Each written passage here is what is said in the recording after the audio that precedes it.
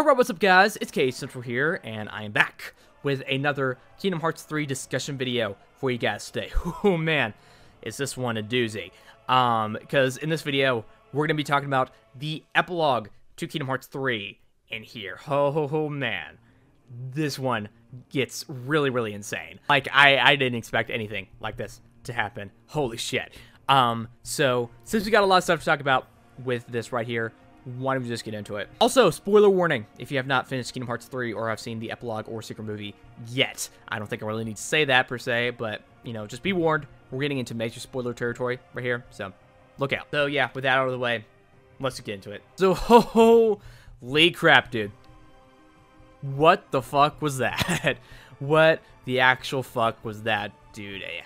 Ugh, my mind's still blown by it. I saw it a week ago because I completed the game a week ago.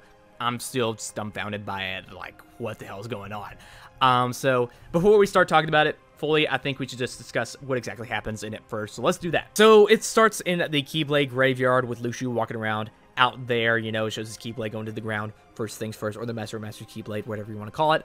And he has that black box, you know, it's kind of the same position we saw him in at the end of back cover. I think this is the first time we've seen him since then.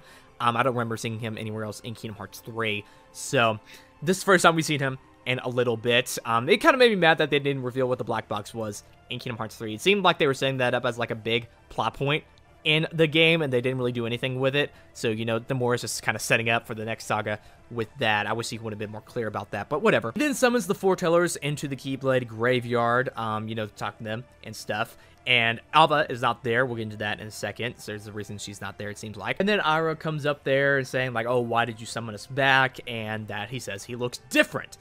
And there's a reason why. Oh, man. This is the biggie. Lucio turns out to be Xigbar. Or Braig. What do you want to call him? He calls himself Xigbar in here, so we'll go with that.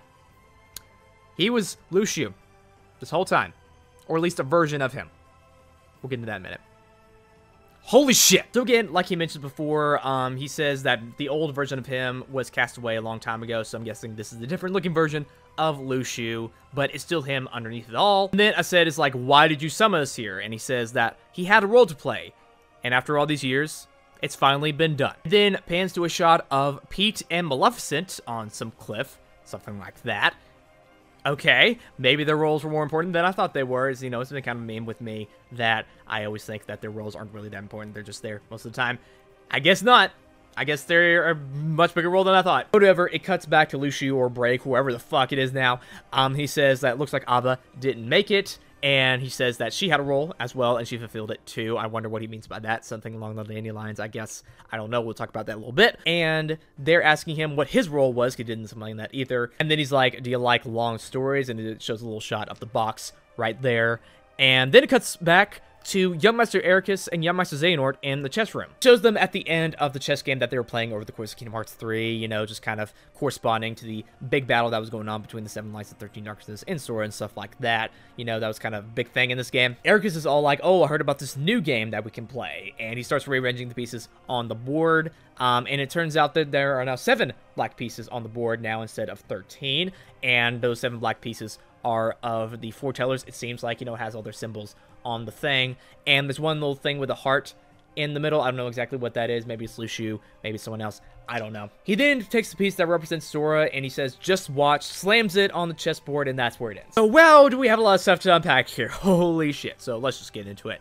It's seeming like that back cover and, you know, on Shenki and on Union Cross and stuff like that, that's setting up the next saga of Kingdom Hearts games. So, I'm guessing Nomura has that stuff lined out way in advance, which I think I'm really fond of, you know. With the previous saga, the one that we were in, he didn't really plan that stuff out much. It seemed like he just made it up as he goes, but he seems like he has a clear storyline for this one, so I think it's cool.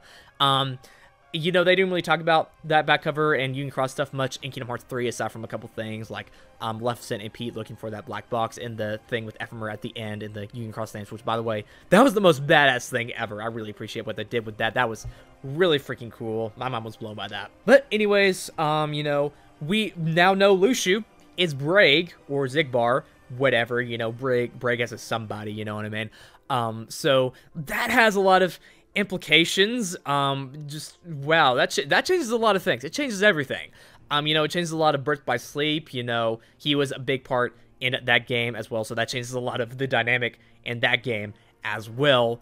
And, you know, just the rest of the Kingdom Hearts saga as well. But anyways, you know, it's still Lucio on the inside, so I don't know if it changes too much about the next saga. We'll know that it's Braig on the inside, but this saga changes a lot. You know, he said that he had a role that he had to play, and he did it successfully. And from what I remember in that cover, he said that his role was like to be a neutral observer of the things that were supposed to happen. You know, the Keyblade War that was going to happen eventually in there, and to keep that black box, keep it out of town, and stuff like that. But maybe the Masters gave him a little bit more of a role than we thought he did. Maybe there's more to Beast Eye on that. I'm guessing that would have to involve Master Xehanort, because Braig, or as we know now, Lucio, has a lot of connection to Xehanort throughout the Dark Secret Saga, like in Birth by Sleep, and the organization-wise, and Kingdom Hearts 3 and stuff like that. So Master Xehanort would have something to do with that. So I think the Masters did give him more to do. Lucio didn't get a copy of the Book of Prophecies, so he wouldn't know exactly what would go down, but the Masters did know, so I think that he gave him more of a role than we think he did. That's just my theory, though. That's kind of what I think is going on there.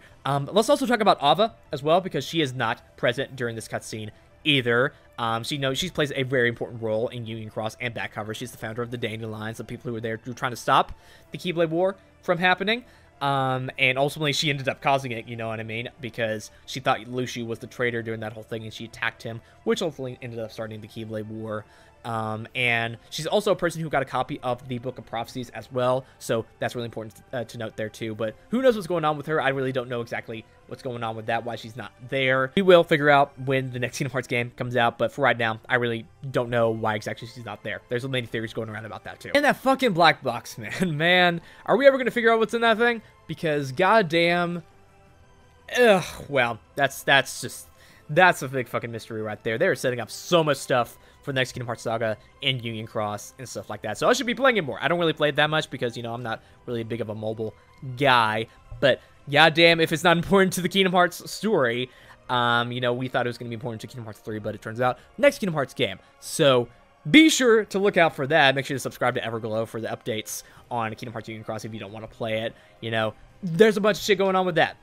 So look out. But anyways, moving on from that, let's move on to that little chess scene that was happening between Young Master Xehanort and Young Master Ericus. You know, again, like I mentioned before, it's at the end of their little chess game that they were having throughout Kingdom Hearts 3, with them reenacting the Keyblade War with the 13 Darknesses and 7 Lights. Then Master Ericus rearranges the chessboard, and it's now the Foretellers and Lucio and the Masters, presumably, I guess. We don't really get to see all the chess pieces on there, but that's seeming what it looks like, because it has their little logos on there. You could see in this little screenshot right here that there's Envy, Gula, Ira, Acid, and Ava on there. So all the Foretellers are there and present. And there's a little heart, little symbol right there, which I'm guessing is Lucio. I don't know what else that would be. And there's another, if you see this little screenshot here, there's a little pixel off to the side of another little piece, and I'm guessing that's the Masters too. So like all the important characters in Union Cross are on this chessboard. So it's seemingly that there involves them versus someone, and that person would be Sora, it seems like. Because, you know, at the end, Master Ericus lifts up Sora's chess piece, drops it down on the chessboard, and that's all we see. We don't know if there's anyone else with him. Maybe it's just him. Maybe there's 13 lights with him. Or the Foretellers are lights themselves, so they represent light too. So something's going up with that. It's a very different dynamic going on with this. So who knows what's on Sora's side of the chessboard. We'll have to wait and see what happens in Kingdom Hearts 4 to ultimately explain what's going on with that. And also, if we remember at the end of Kingdom Hearts 3, Sora is using the power of waking to try and find Kairi, because she kind of died at the end of the game right there, and he's going to try and find her, which we've learned throughout the game. Using the power of waking to do that is kind of a big no-no. You really shouldn't do that, but he's doing it anyway because he loves her so much. So we'll ultimately see what happens with that in Kingdom Hearts 4. Hopefully they don't skip over that. If they do, I think that'd be a big waste. Hopefully they explain what's going on with that and what happens to Sora and all that good stuff. But you know, we'll just have to wait and see, man. Oh my goodness, there's a lot of stuff to unpack here. There's so much other stuff that could be talked about, but man, this is hinting so much to the next saga of Kingdom Hearts games. There's so much stuff to think about. Like, you know, it definitely involves the Foretellers, the Masters, Lucio, and Sora. It's seeming like it's them versus Sora, and whoever else is on that chessboard with him. Maybe it's just him. It just seems kind of weird that they're fighting him. I guess we'll get an explanation for that in the next saga of games. I'm just, wow, man.